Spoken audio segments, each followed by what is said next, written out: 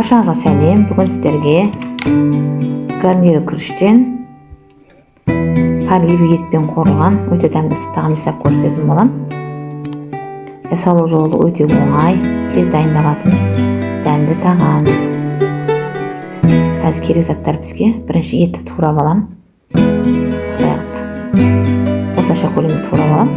Ішіне майда қылмай, осыны жуып, тазалап, сковородкаға май құйып, осылай қуыратын боламыз.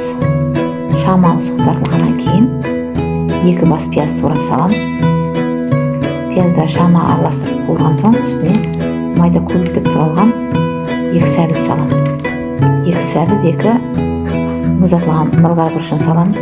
Дәміне қарай тұз, бұрыш салам. Одан соң қызып тұрған табама 2 ас қасық май құйып, жуылған күрішімді салып, шамалы қуырып араластырып алам. Сол кезде күрішіміз жабыспай, шашырап пісетін болады. Осылай қуырып алғаннан кейін, суы тартылғаннан кейін, үстіне дәміне қарай тұз салып, қайнаған су құятын боламыз. Қайнаған суды көп құймаймыз, өйткені күрішті шамалы қуырып алдық. Осылай суы тартылған соң бетін жауып қоямыз.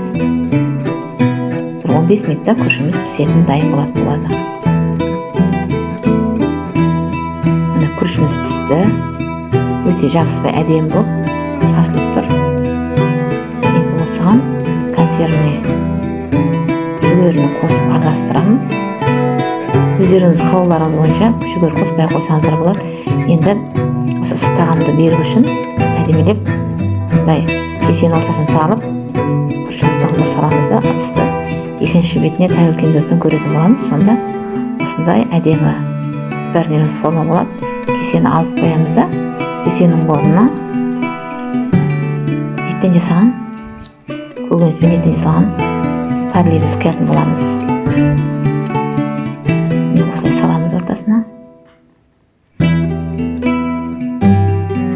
Достар, егер де менің рецептім ұнаған болса, коммент жазып, лайк басып, тіркелуді ұмытпаңыздар. Ас болсын.